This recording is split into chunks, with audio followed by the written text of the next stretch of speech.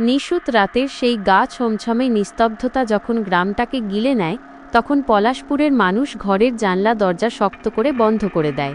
গ্রামের শেষ প্রান্তে সেই পরিত্যক্ত রেলওয়ে হল্ট স্টেশনটা যেন এক জীবন্ত নরক।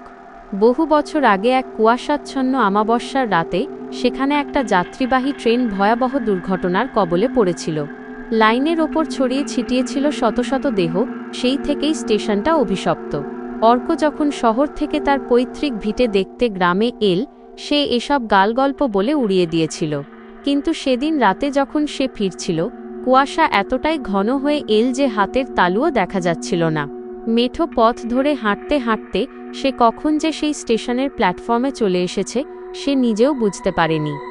প্ল্যাটফর্মে পা রাখতেই অর্কর নাকে এল একটা ভ্যাপসা পচা গন্ধ, ঠিক যেন অনেক দিনের পুরনো মরা পশুর পচা মাংসের গন্ধ।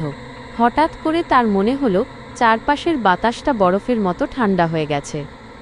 সে তার টর্চটা জ্বালালো, কিন্তু টর্চের আলোটা যেন কুয়াশার দেয়ালে ধাক্কা খেয়ে ফিরে আসছে।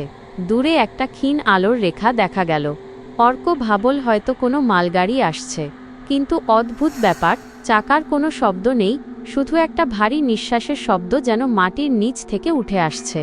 ট্রেনটা যখন প্ল্যাটফর্মে এসে দাঁড়ালো, অর্ক দেখল সেটা কোনো সাধারণ ট্রেন নয়। ট্রেনের বগিগুলো লোহার বদলে যেন মানুষের হাড় আর শুকনো চামড়া দিয়ে তৈরি।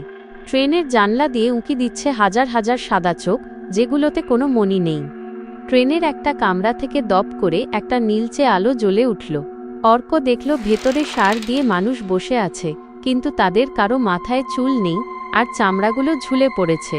হঠাৎ একটা বিকট হাসির শব্দে স্টেশনটা কেঁপে উঠল। অর্ক পিছাতে গিয়ে ধাক্কা খেল একজনের গায়ে।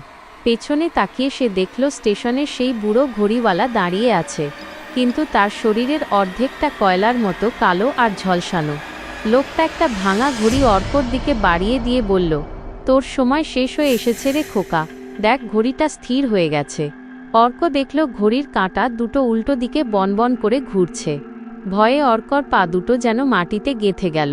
সে দৌড়াতে চাই, কিন্তু দেখল প্ল্যাটফর্মের সিমেন্ট ফেটে অজস্র কালো হাত বেরিয়ে এসে তার পা দুটোকে শক্ত করে চেপে ধরেছে। সেই হাতগুলোর নখগুলো ছিল ব্লেডের মতো ধারালো, যা অর্কর চামড়া ছিঁড়ে রক্ত বের করে দিচ্ছিল। ঠিক সেই মুহূর্তে ট্রেনের ইঞ্জিন থেকে একটা আর্তনাদ শোনা গেল, যা কোনো মানুষের হতে পারে না। ইঞ্জিনের কয়লা ফেলার জায়গায় আগুনের বদলে জ্বলছে নীল রঙের শিখা, আর সেখান থেকে এক বিভীষিকা বেরিয়ে এল। সেটার অবয়ব মানুষের মতো হলেও হাতগুলো 4-5 হাত লম্বা। সেই ছায়াটা অর্কর দিকে আঙুল তুলে ইশারা করতেই স্টেশনের সব কটা বাতি একসঙ্গে ফেটে গেল।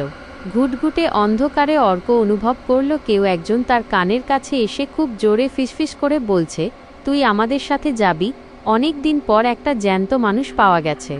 অর্ক তার সমস্ত শক্তি দিয়ে একটা চিৎকার দিল, কিন্তু তার মুখ দিয়ে কোনো আওয়াজ বেরোল না। সে অনুভব করল তার শরীরটা ধীরে ধীরে মাটির নিচে দেবে যাচ্ছে। পরদিন সকালে গ্রামের লোকেরা যখন সেই স্টেশনে গেল, তারা দেখল অর্কর জামার একটা টুকরো আর তার হাতের টর্চটা লাইনের মাঝখানে পড়ে আছে। কিন্তু আশ্চর্যের বিষয় হলো টর্চটার ভেতরে কোনো ব্যাটারি ছিল না, অথচ সেটা তখনও জ্বলছিল। পলাশপুরের লোকেরা বলে, আজও যখন আমাবস্যার রাতে কুয়াশা নামে, তখন স্টেশনের সেই ভাঙা বেঞ্চে একটা তরুণ ছেলেকে বসে থাকতে দেখা যায়। সে ফ্যালফ্যাল করে লাইনের দিকে তাকিয়ে থাকে, আর কারো পায়ের শব্দ পেলেই কাঁপা কাঁপা গলায় জিজ্ঞাসা করে, শহর যাওয়ার ট্রেনটা কি ছেড়ে দিল? কিন্তু তার সেই প্রশ্নের উত্তর দেওয়ার মতো কোনো জ্যান্ত মানুষ সেখানে আর কোনোদিন যায় না। স্টেশনের সেই অশরীরী আত্মাগুলো আজও নতুন কোনো শিকারের অপেক্ষায় অন্ধকার স্টেশনে ওতো পেতে বসে থাকে।